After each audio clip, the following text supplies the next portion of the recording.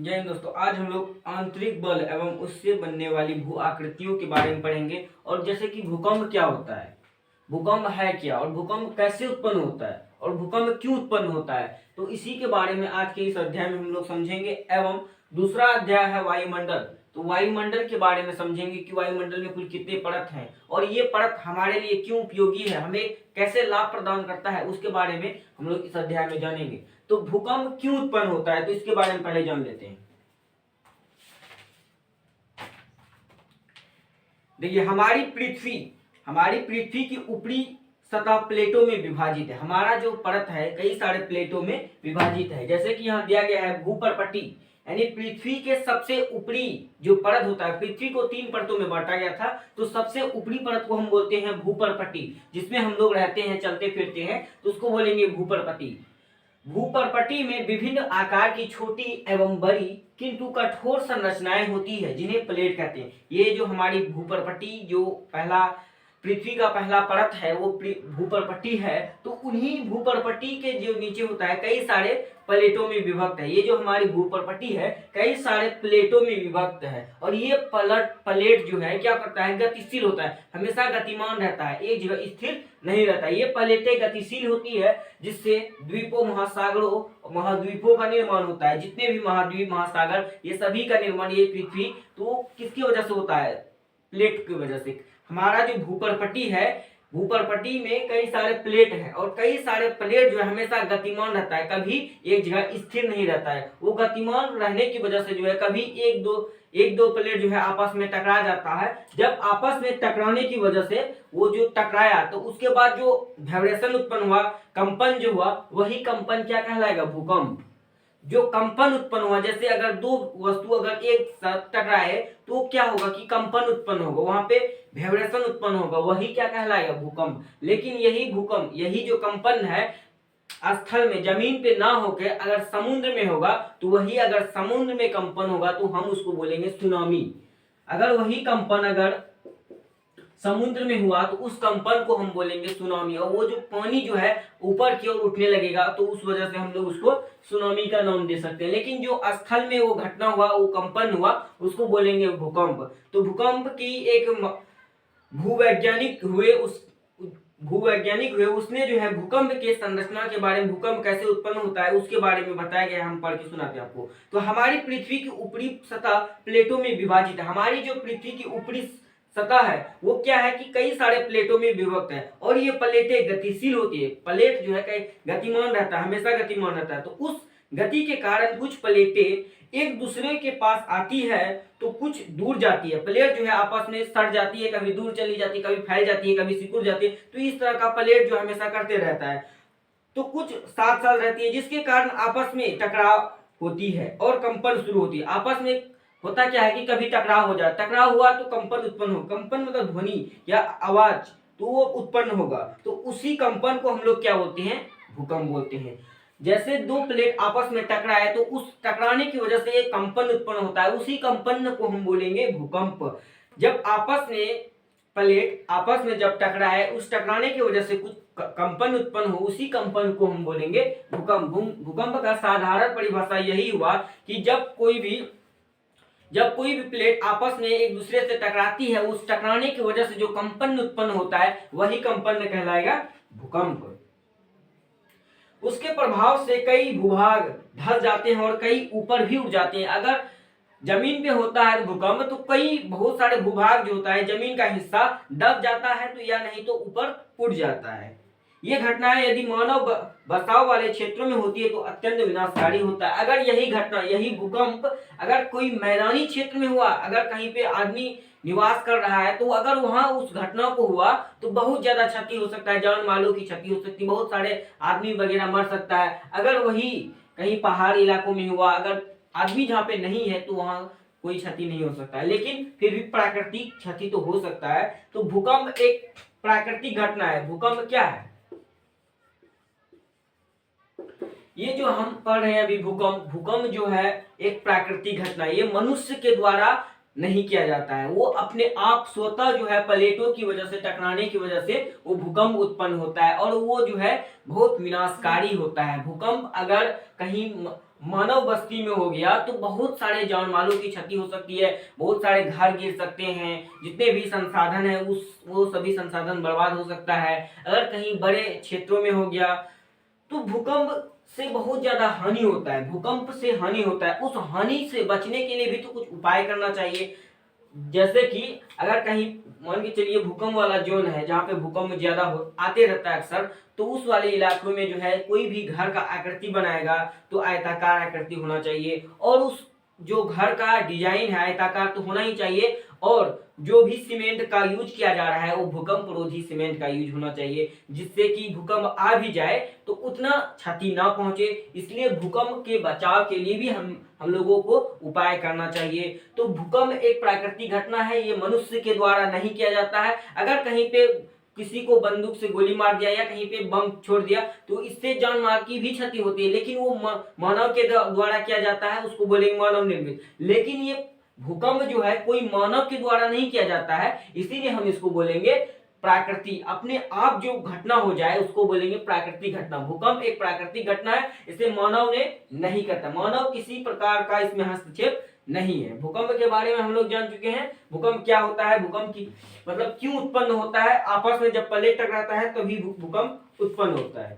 अब हम लोग जान लेते हैं वायुमंडल के बारे में। हमारे चारों ओर फैला हुआ है, हमारे चारों ओर जो है वायु ही फैला हुआ है। वायु से घिरे क्षेत्र को हम लोग वायुमंडल बोलेंगे। तो वायुमंडल का अगर परिभाषा बोलेगा कि वायुमंडल कहते किसे, क्या है वायुमंडल, तो वायु से घिरे क्षेत्र को ही हम लोग वायुमंडल कहेंगे। यही वायुमंडल की वजह से जो है हम लोग आज जीवित हैं। अगर वायुमंडल नहीं होता, सपोज दैट कीजिए कि अगर वायुमंडल नहीं होता तो वायुमंडल नहीं होने की वजह से हम लोग सांस नहीं ले पाते, और सांस नहीं ले पाते तो हम लोग जीवित भी नहीं रह सकते। मनुष्य के जीवन के लिए, मनुष्य के अनुकूल वातावरण के लिए 3 चीजें चाहिए, जिनमें से पहला में वायु आता है। क्योंकि अगर सांस नहीं ले सकते, अगर हमें जल नहीं भी मिला तो 2 रोज या 1 रोज की वजह से 3-4 रोज जीवित रह सकते हैं, बिना जल के हम रह सकते हैं। लेकिन वायु बिना हवा के 1 सेकंड 1 मिनट के लिए भी हम नहीं रह सकते। अगर वायु नहीं हुआ तो हम मर सकते हैं। बिना सांस लिए कौन जीवित रह सकता है। इसीलिए जो है वायु बहुत ज्यादा उपयोगी है। मनुष्य के जीवन का जो घटक है, मनुष्य के जीवन रहने के लिए उनको 3 चीज चाहिए था, भोजन चाहिए था, जल और वायु। इनमें से वायु प्रमुख है, क्योंकि वायु नहीं रहे तो वो जीवित नहीं रह सकता है। बिना भोजन के कुछ समय के लिए जीवित रह भी सकते हैं, बिना जल के कुछ समय के लिए जीवित रह भी सकते हैं, लेकिन बिना वायु के हम लोग कुछ ही क्षण में मर सकते हैं। इसीलिए वायु जो है बहुत ज्यादा महत्वपूर्ण है हमारे जीवन में। तो वायु में कई सारे गैसें उपलब्ध हैं, जैसे कि कार्बन डाइऑक्साइड है, ऑक्सीजन है, नाइट्रोजन है। ये सभी गैस वायुमंडल में हवाओं में मिले हुए हैं। तो उन गैसों के बारे में पढ़ेंगे। तो वायुमंडल में यानी जो ये पृथ्वी है, पृथ्वी के चारों ओर वायु है, तो पृथ्वी में ही क्या है, वायुमंडल है। तो वायुमंडल में कई सारे गैस उपलब्ध है, जैसे नाइट्रोजन है। ये जो नाइट्रोजन है पृथ्वी में कितना प्रतिशत है, नाइट्रोजन की जो मात्राएं हैं 78% है। पृथ्वी में नाइट्रोजन की मात्रा जो है 78% है। वैसे ही पृथ्वी में ऑक्सीजन की मात्रा कितना है, 21% है। लगभग 21% मान सकते हैं। 20.99% है तो उसको मान सकते हैं 21%। और आर्गन की मात्रा है 0.94 इतना है, और कार्बन डाइऑक्साइड का मात्रा 0.03। कार्बन डाइऑक्साइड की वजह से जो है अभी के समय में पोल्यूशन हो रहा है, और पोल्यूशन की वजह से जो है सांस लेने में दिक्कत हो रही है। तो कार्बन डाइऑक्साइड क्या है कि हमारे लिए हानिकारक भी है, लेकिन हानिकारक के साथ साथ जो है हमारे लिए उपयोगी भी है। क्यों उपयोगी है, क्योंकि वो जो है पेड़ पौधे के प्रकाश संश्लेषण के लिए जरूरी है। अगर कार्बन डाइऑक्साइड की मात्रा अगर हमारे वायुमंडल में नहीं रहता तो पेड़ पौधे जो है प्रकाश संश्लेषण की प्रक्रिया नहीं कर सकता, जिसकी वजह से जो है वायुमंडल में ऑक्सीजन की मात्रा घट जाती, और इसकी वजह से हम लोग जीवित नहीं रह सकते हैं। इसीलिए जो है कार्बन डाइऑक्साइड का मात्रा भी हमारे वायुमंडल में जरूरी है। तो वायुमंडल के सभी गैसों के बारे में हम लोग जान चुके हैं कि वायुमंडल में कौन कौन से गैस मुख्य रूप से उपलब्ध हैं।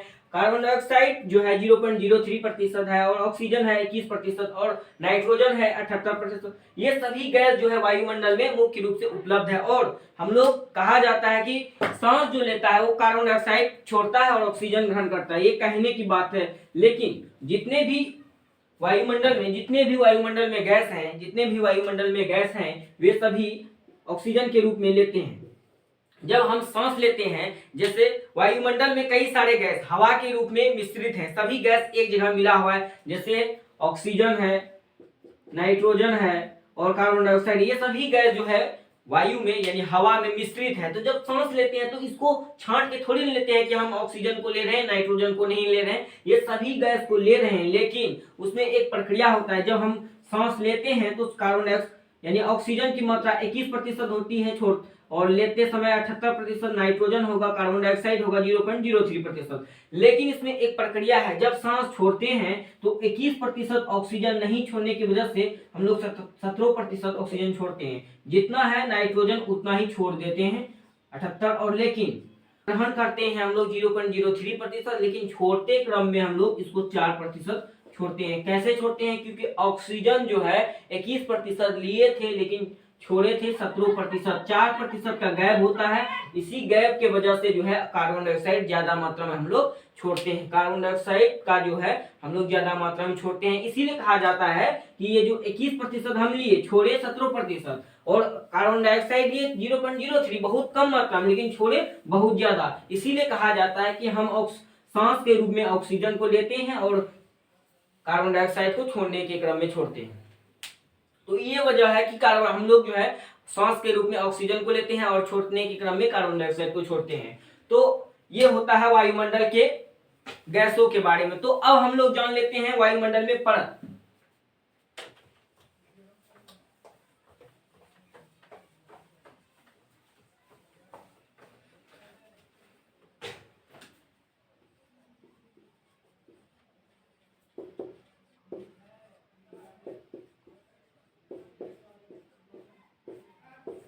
अब हम लोग जान लेते हैं वायुमंडल के परत के बारे में कि वायुमंडल में कितने सारे परत हैं। जिस तरह पृथ्वी के 3 परत थे, पृथ्वी को अपने परत दर परत में बांटा गया था, जैसे नारियल के अंतर्गत कई सारे परत हैं, वैसे ही पृथ्वी के अंदर परत था। तो अब हम लोग पृथ्वी को न जान के हम वायुमंडल के परत को जानेंगे कि वायुमंडल में भी कई सारे परत हैं। तो कौन कौन से परत है उसको जानते हैं। तो वायुमंडल में कुल परतों की संख्या 5 है। सर्वप्रथम है क्षोभ मंडल,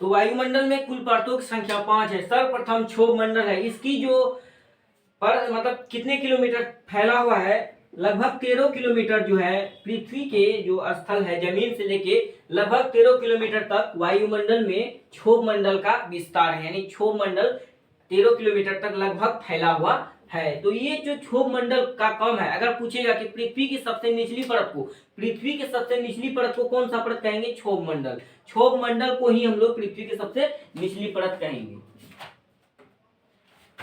यहाँ दिया गया है क्षोभ मंडल के बारे में कि सबसे पहले क्षोभ मंडल है, यह वायुमंडल की सबसे निचली एवं महत्वपूर्ण परत है। मौसम संबंधी परिवर्तन इसी मंडल में होता है। जितने भी मौसम परिवर्तन होते हैं, गर्मी सर्दी, ये सभी मौसम परिवर्तन कौन से परत के वजह से होता है? ये क्षोभ मंडल के वजह से होता है सभी मौसम परिवर्तन। इसकी ऊंचाई लगभग 13 किलोमीटर होती है।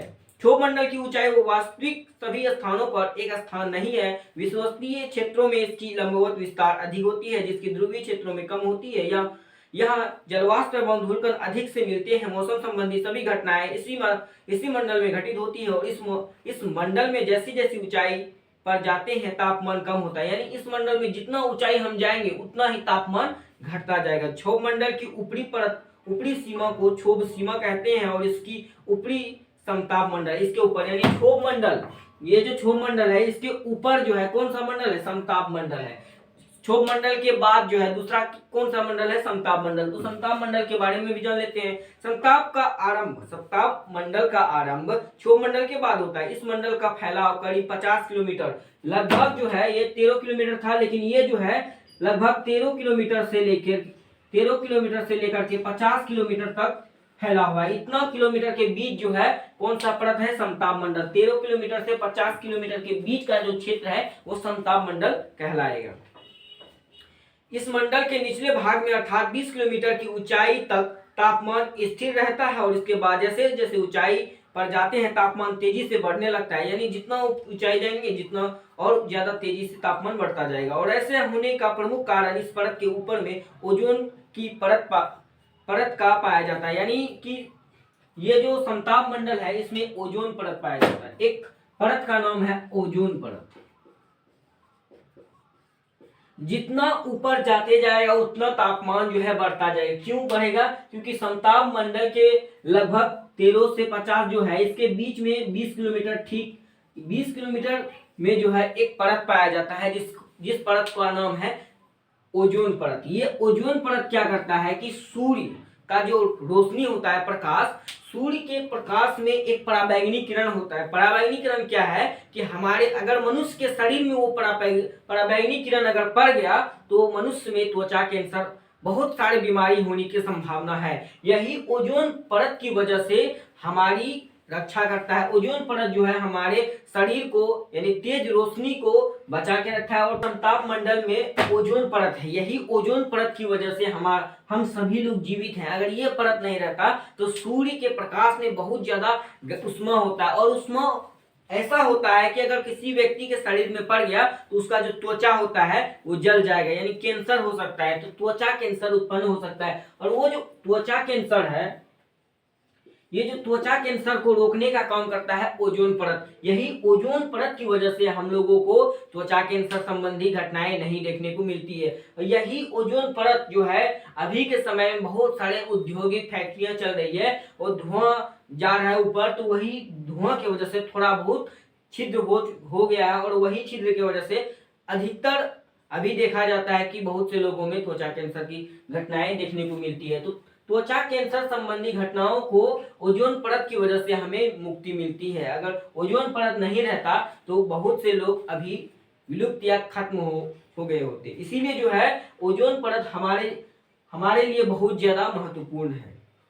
ये जो समताप मंडल है इसमें हवाई जहाज भी चलता है। मध्य मंडल, अब हम लोग जान लेते हैं तीसरा मध्य मंडल। तो मध्य मंडल में क्या है कि यह समताप मंडल के ठीक ऊपर स्थित होता है। इसकी ऊंचाई करीब 80 किलोमीटर है। यह ऊंचाई यहाँ ऊंचाई के बाद तापमान घटता है और यह मंडल अंतरिक्ष से आने वाली उल्कापिंड से हमारी रक्षा करता है, क्योंकि जैसे ही उल्कापिंड इस पृथ्वी में प्रवेश करते हैं घर्षण के कारण जल जाते हैं और पृथ्वी पर पहुंच नहीं पाते हैं। यानी ये जो मध्य मंडल है ये भी बहुत ज्यादा कारगर है, क्योंकि यही मध्य मंडल की वजह से जो है हम लोग इसलिए जीवित हैं, क्योंकि जो उल्कापिंड हमारे पृथ्वी में गिरने ही रहता है तो घर्षण की वजह से जो है वो जल के राख हो जाता है और पृथ्वी में नहीं आ पाता है। ये मध्य मंडल भी बहुत ज्यादा कारगर सिद्ध है, हमारे लिए लाभकारी है। और चौथा में है आयन मंडल या बाह्य मंडल। तो वायुमंडल की इस परत में ऊंचाई बढ़ने के साथ तापमान भी तीव्रता से बढ़ता है। आयन मंडल इस परत का नाम एक भाग है। पृथ्वी से प्रसारित रेडियो तरंगे इस परत से परावर्तित होकर पृथ्वी पर आती है। बाह्य मंडल का फैलाव लगभग 80 से 400 किलोमीटर तक है। ये जो चौथा में आयन मंडल था तो उसका जो फैलाव है 80 से लगभग 400 किलोमीटर तक फैलाव है। जितने भी हम लोग फोन चलाते हैं एक दूसरे से कनेक्ट होता है। रेडियो जो कार्बन है वही आयन मंडल की वजह से ही होता है। अगर ये मंडल नहीं रहता तो हम लोग जितने भी फोन चलाते हैं तो फोन नहीं लगता, जितने भी एक दूसरे से बात किया जाता है, जितने भी वाइब्रेशन उत्पन्न होता है तो यही आयन मंडल की वजह से होता है। अगर आयन मंडल नहीं होता तो एक दूसरे से बातचीत नहीं हुआ होता। अब जान लेते हैं बरही मंडल। यह वायुमंडल की सबसे ऊपरी परत है। यह वायु की पतली परत होती है। हल्की गैस जैसे हीलियम, हाइड्रोजन यहीं से अंतरिक्ष में तैरते रहते हैं। यानी ये जो सबसे लास्ट में है बरही मंडल, अगर यहाँ पे कोई व्यक्ति चले गया तो ये उड़ने लगता है, क्योंकि इसमें जो है बहुत हल्की हल्की गैसें पाई जाती है और इसमें इस बरही मंडल में बहुत हल्की गैस है और ये उड़ने लगती है और ज्यादा इसमें भारी गैस नहीं है। इसी वजह से हम लोग इसको बोलेंगे बरही मंडल। तो हम लोग वायुमंडल के बारे में भी जान चुके हैं और जान रहे थे कि भूकंप के बारे में, तो भूकंप के बारे में और वायुमंडल के बारे में भी जान। अगले क्लास में हम लोग जानेंगे बिन पानी सब शून्य। अगले क्लास में हम लोग इसके बारे में समझेंगे।